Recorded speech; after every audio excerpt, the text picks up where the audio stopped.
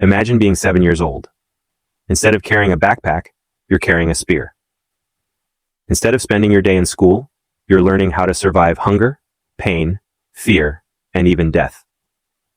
For most of human history, childhood was not a protected stage of life. It was training. Entire civilizations depended on turning children into capable adults as quickly as possible. If they failed, the tribe starved. The village was raided. The family disappeared. But here's the mystery. Ancient societies separated by thousands of miles often used remarkably similar methods to raise strong warriors. Why? And what did they understand about human nature that many people today have forgotten?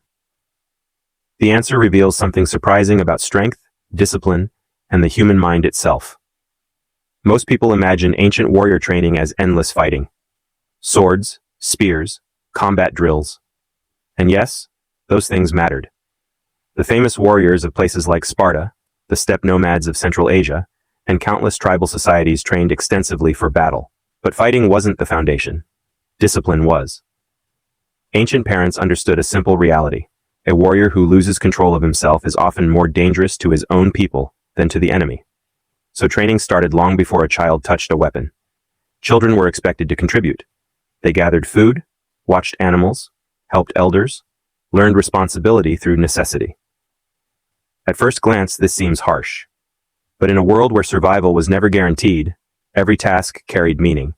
Every responsibility was a lesson. Every mistake had consequences. And that's where the story becomes fascinating. Because the real goal wasn't creating fighters. It was creating reliable human beings. Here's what most people don't realize. The hidden force behind ancient warrior training wasn't violence. It was environmental pressure. For hundreds of thousands of years, humans lived in unpredictable conditions. Food shortages, harsh weather, predators, rival groups. A child raised without resilience could become a weak link in the survival chain. So ancient societies developed psychological training disguised as everyday life. Children learned patience while hunting. They learned courage by exploring unfamiliar territory. They learned emotional control by enduring discomfort without complaint. Many cultures intentionally exposed young people to manageable hardship. Not because suffering was the goal, because adaptation was. Modern psychologists call this stress inoculation. Small challenges prepare the brain for larger ones. Ancient humans didn't have scientific journals, but they observed reality. They noticed that children protected from every difficulty often struggled when real danger arrived. The lesson became part of culture, generation after generation. But something strange happened. The strongest warrior cultures often spent less time teaching aggression than teaching self-control. Take many indigenous hunting societies. A young hunter might spend years learning observation before being allowed to hunt independently.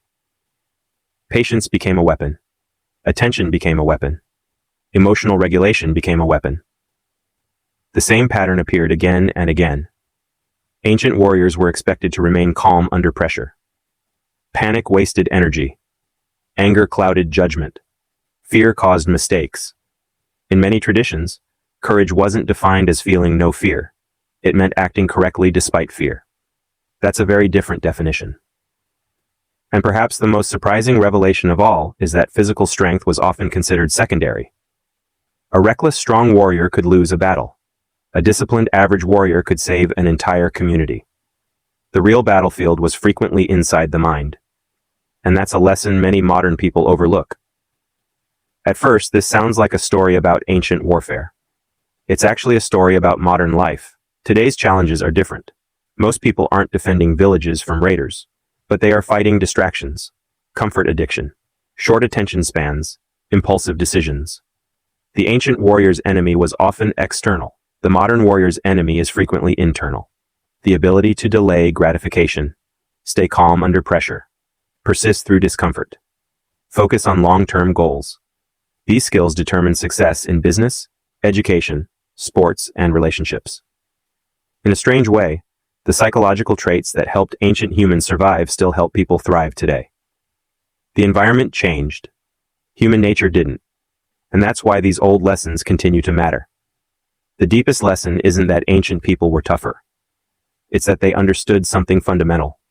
Strength is built gradually. not instantly. A child wasn't transformed into a warrior through one dramatic event. It happened through thousands of small experiences. Responsibilities, challenges, failures, recoveries. The process mirrored how human beings learn almost everything important. Confidence comes after competence. Resilience comes after difficulty. Wisdom comes after mistakes. Ancient societies may not have used those exact words, but many structured childhood around those principles. They knew that character wasn't taught through lectures.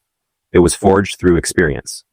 So how did ancient humans discipline their children to become strong warriors? Not primarily through punishment, not even through combat training. They did it by teaching responsibility, resilience, self-control, and purpose long before teaching battle, because the greatest warriors were never simply the strongest. They were the people who could master themselves when circumstances became difficult. The weapons have changed. The world has changed.